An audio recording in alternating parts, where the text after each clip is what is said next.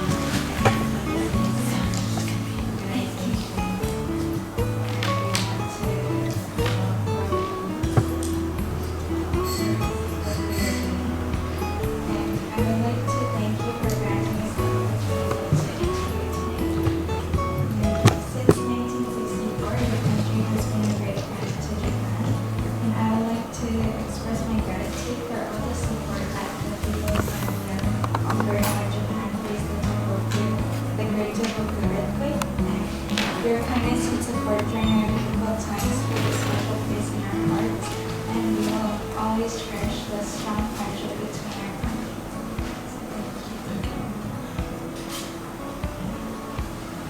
Maybe start with our first question. Yes, please.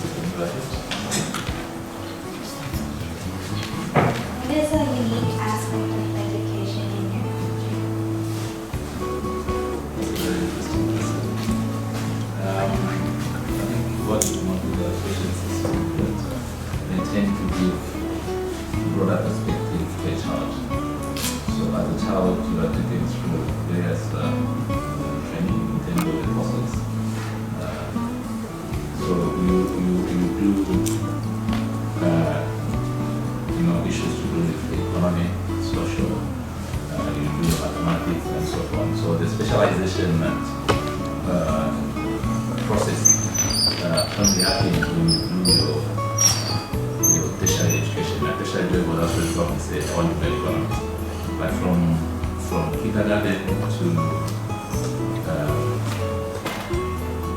grade 4, which you call year 4 in Japan, do almost everything that everybody does, except for if you was being probably metroic. And you do things that are almost similar. So specialization on that way to go to tertiary education, meaning you go to college and university.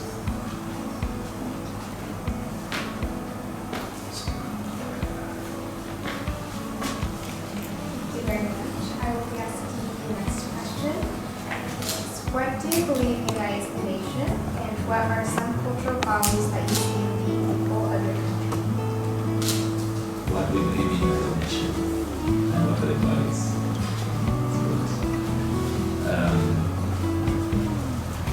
As a nation, I think we believe in unity. We believe in oneness. So you tend to see Zambia as a friendly nation, because we recognize that every human being is as important as the other person. So as a nation, we believe in the life of human being, and we believe in unity, and that whatever you do, you should be very cognizant of the fact that it should be good to you as well as to the other person.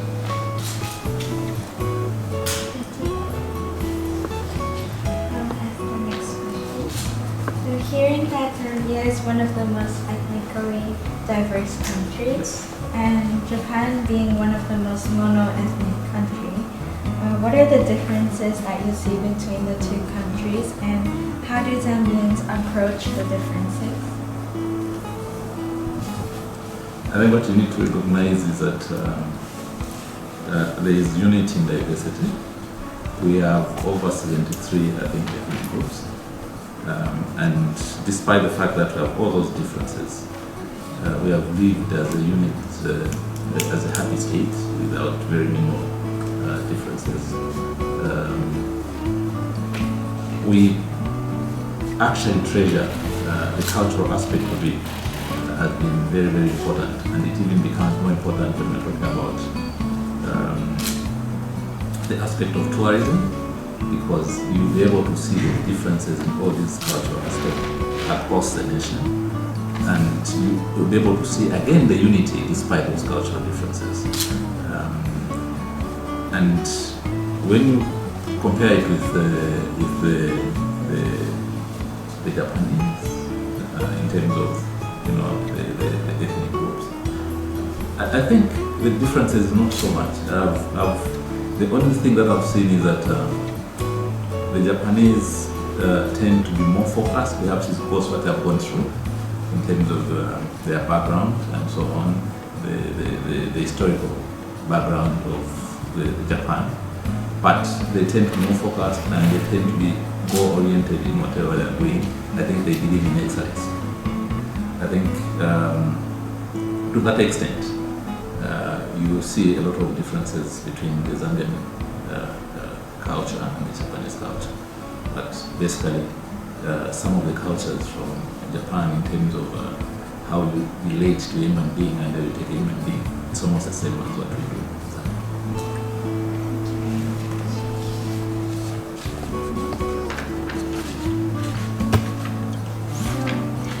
What are some qualities of your country that you would like to bring awareness to people in Japan? I think the most important is believing in a human being. We use a term, meaning a human being is always a human being that should be respected.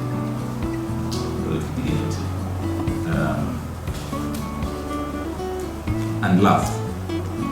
If you came to Zambia and you find somebody in problems, somebody is struggling with therapy, you always assist. And I've noticed here, if I have a challenge and perhaps I'm not feeling well, I have a headache and I'm complaining, I'm the outside, everybody will just be passing, they will not talk to me. In Zambia, they will stop and talk to you and be able to bring you to where the assistance is needed, whether it's at the hospital or the one supposed to be given direction and so on. In Japan, you need to ask.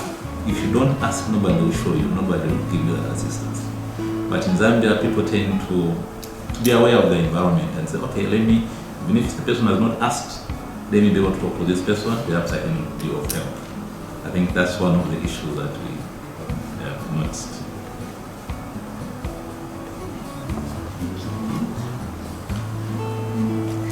What are your views on globalization? Do you have negative and positive aspects?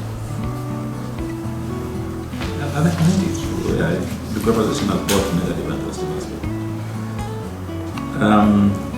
On a positive aspect, I think globalization has made the world one village.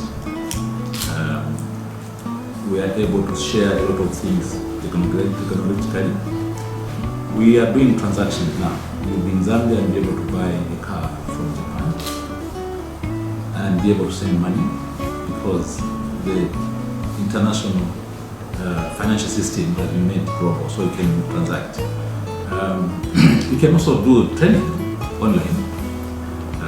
So in terms of technological advancement and be able to share each country's resources, it has made it easier because of globalization.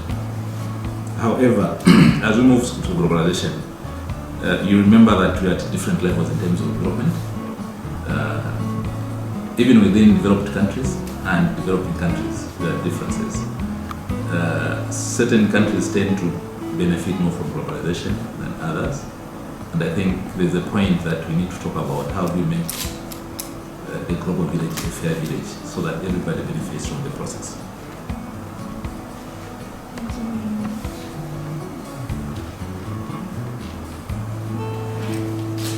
Thank you very much.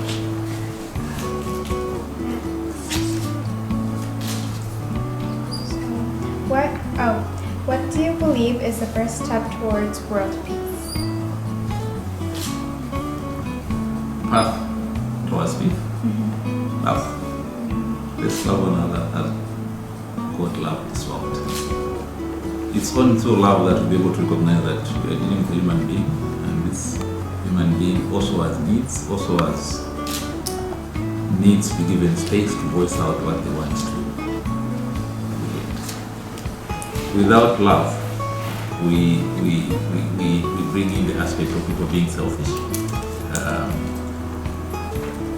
people doing things for personal gains, and as a result, we have issues that have divided us as a nation, as a country, as a world, because people would want to amass wealth, people would want to control the other person. But I believe that if we recognize the fact that we are all human beings and we need to love each other, this world will be a better world to live in.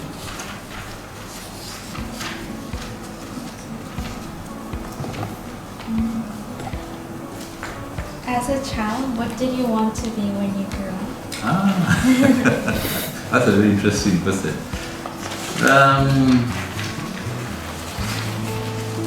I always wanted to be part of the peace process. I wanted to maintain peace in community, and I think at that time when I was growing up, I thought of being a police officer, so that I could be able to help, and enforce the laws that protect individuals and be part of the peace process.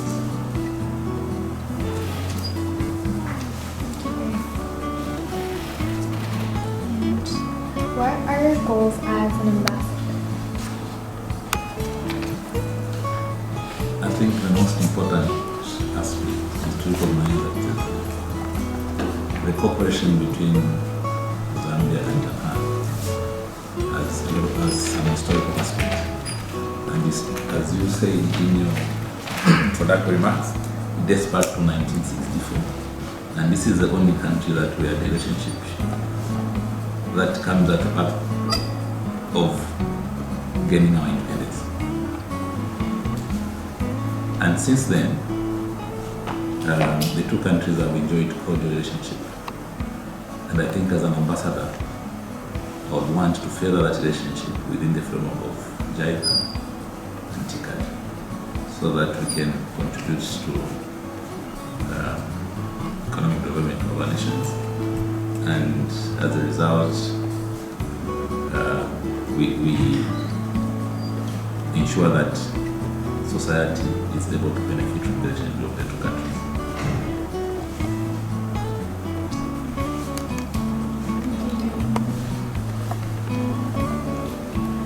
What surprised you when you came to Japan? Earthquake. The first day I was in Japan, I think it was barely 2 hours at the hotel. Then there was a small tremor. I think that was the second time I'd experienced the tremor, apart from the one I had in Jaipur in India. Yeah, so my kids are, and I got shaken because I wasn't too sure of the safety of the hotel.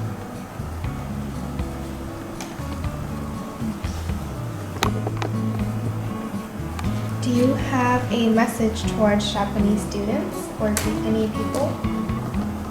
Yes, I have a message from Zambia. Zambia is one of the most peaceful nations, and you enjoy a lot of tourism facilities. If you came to Zambia, you enjoy the peaceful society, the freedom that you get. Wherever you can go in Zambia, you find something interesting. We have cultural aspects, cultural artifacts, tourism attraction, right from the south to the north, from east to the west, so plenty for people of Japan to come and see. And I always tell my colleagues that I meet that when you come to Zambia, you probably have a challenge to come back to Japan because you enjoy some of the direst tourism attractions.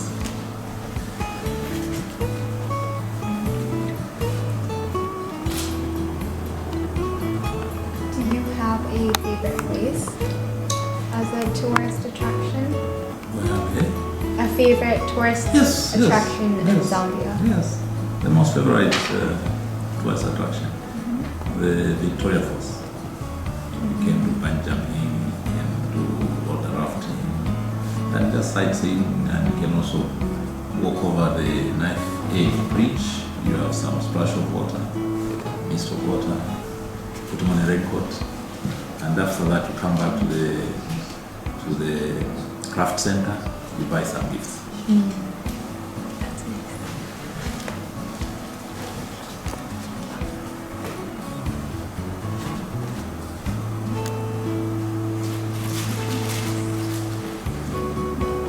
Perhaps I could ask the ambassador one more question. Ambassador, would you like to highlight more tourist attractions that we have in our country and what the Japanese community may consider taking advantage and traveling to our country to enjoy all those lovely places that we have to offer? It's going to be a good opportunity for me. So, Zambia as well. Remember, I told you that you can traverse from southern to northern. If you're in the northern, you'll be able to see northern part of Zambia. You'll be able to see Lake Tanganyika, which is between, I think, three countries rather, Congo, Tanzania, and Zambia. And there you can do scuba diving on the Zambian side.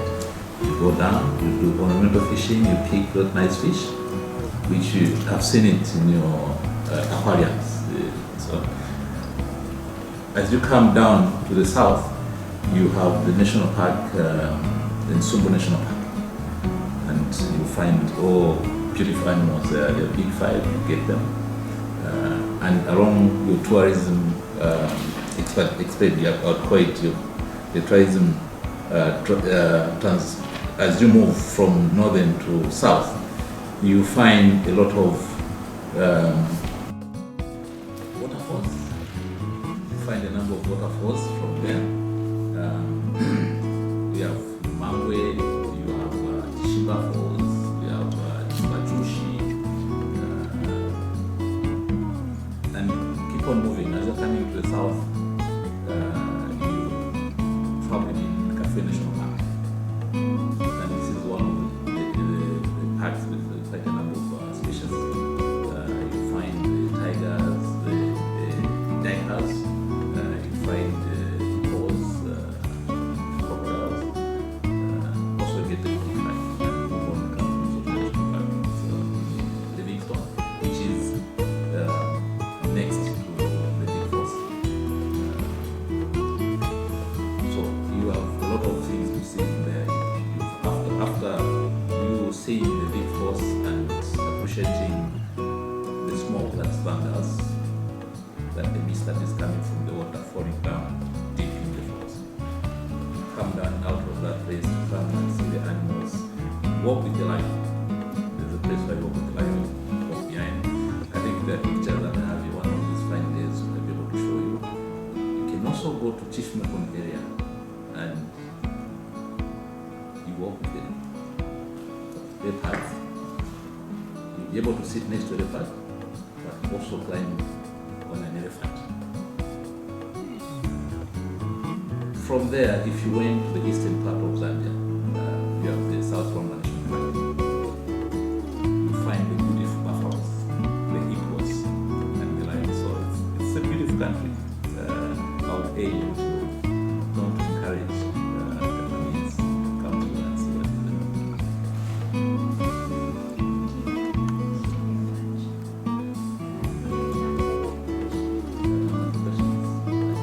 Can I ask a question now? Yes. So after this, where are you going? Where are you going to take this?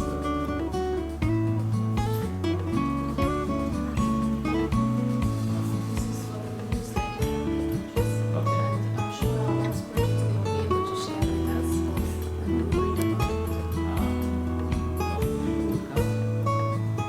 Yes, yes, YouTube and also the website for parents and users. I hope I answered your question as well.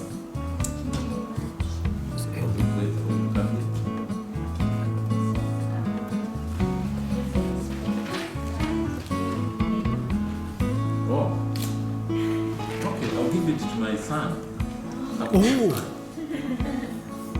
a son. I believe that AI is important in our today's society. So we believe that physics will help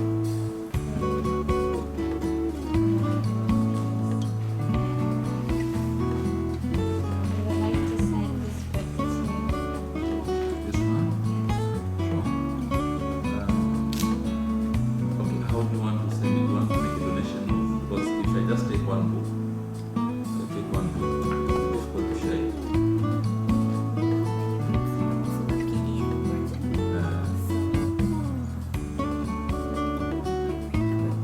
Yes, of course.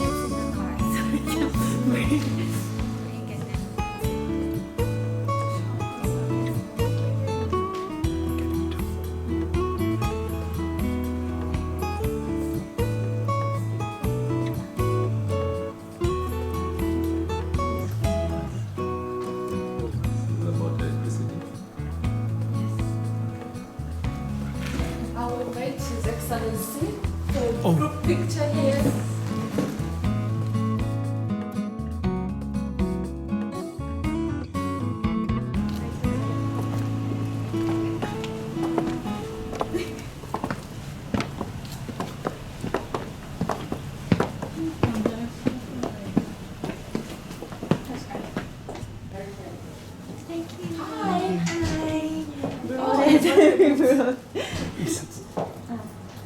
Take the picture with I can't. I'm scared of pictures. lots of pictures. Okay. Okay. Okay. Okay. 1, 2. 1, 2. Thank you.